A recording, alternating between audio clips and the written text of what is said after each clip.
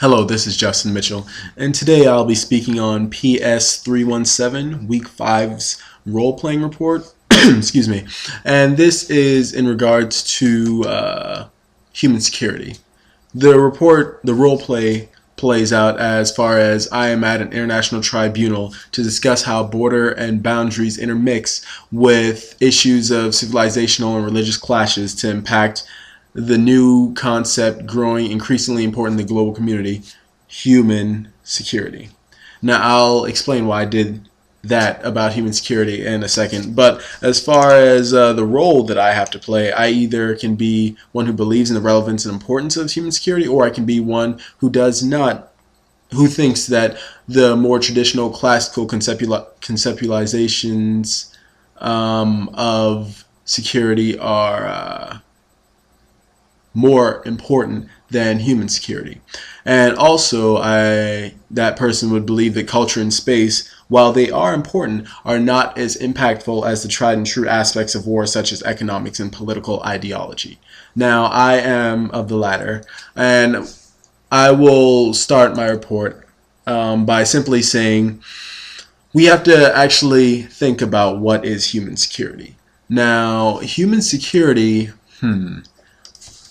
in the very first sentence of my paper, it basically says human security is a seemingly all-encompassing paradigm that has economics, food, health, environmental, personal, community, and political security all under its umbrella.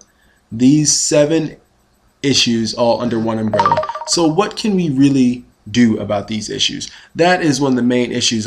It's one of the main issues that I do have with human security, in the sense that I do not believe it is more important than the traditional the traditional classical conceptualizations of security, because human security is very vague in nature. And by being very vague in nature, if you don't have a specific goal or any type of end game, what means are you going to use to try to get to that end game, is one of my main issues. The second issue is culture and space are very important in today's society. However, with economics and political ideologies, I believe these are the tried and true aspects of war, and these play a higher role in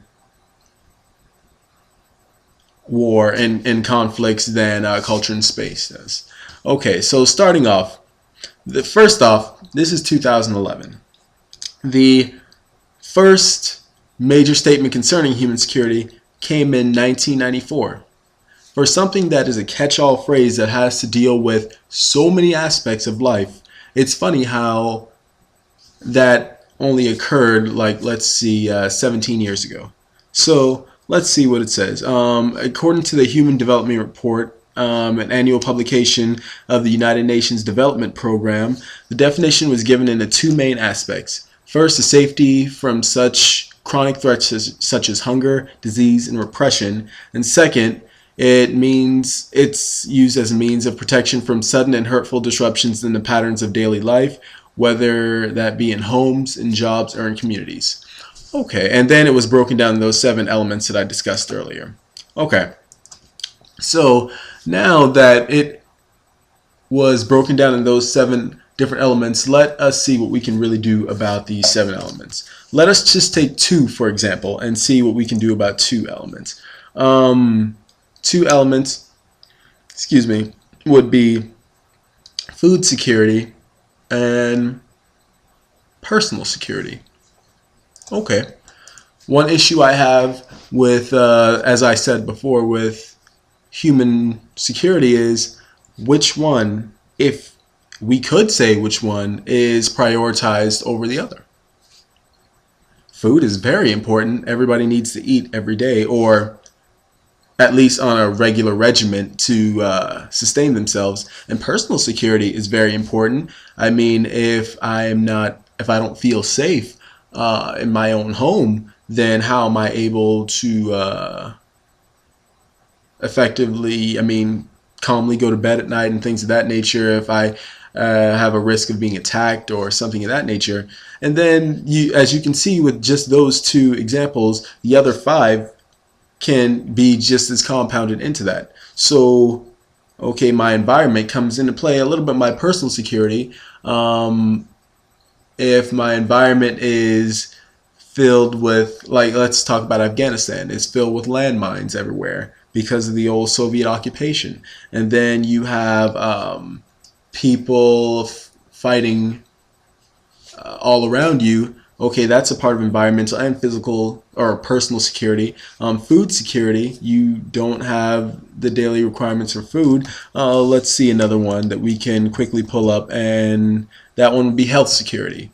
Health kind of goes along with food. However, health could be something like if one would catch a disease or things of that nature, if the proper institutions are able to stop or prevent or treat said disease. So my thing now becomes, okay, so given the fact that it's a catch-all term, catch-all, what can we really do?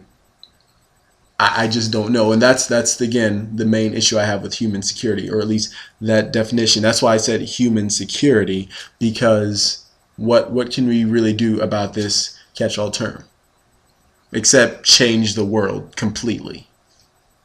So that's why when I said about the traditional classical conceptualizations of security, and let's just talk about those that type of security that faces that has an emphasis on external threats.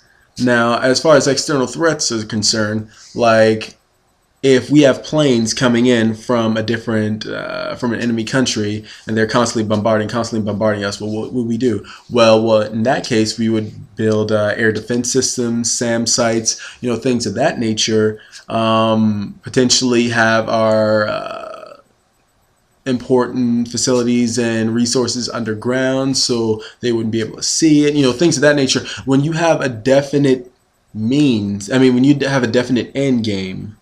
And it's very practical in nature what you can do for the means to reach that end game.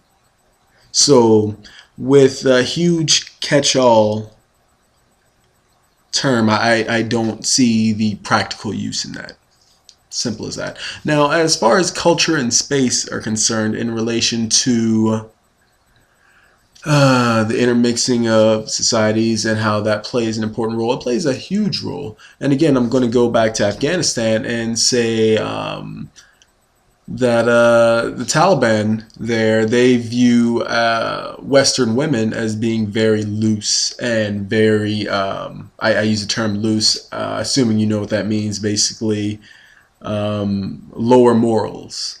The nature by wearing short skirts, by having promiscuous sex, by doing things of this nature. And they have the idea that if they allow their culture to be influenced by our Western culture, that potentially that will become their women.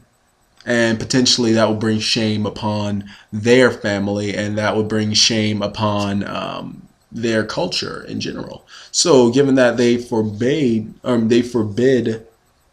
like women from doing certain things like showing excess skin, things of that nature, to try to keep their morals or keep their actions in line with the Taliban's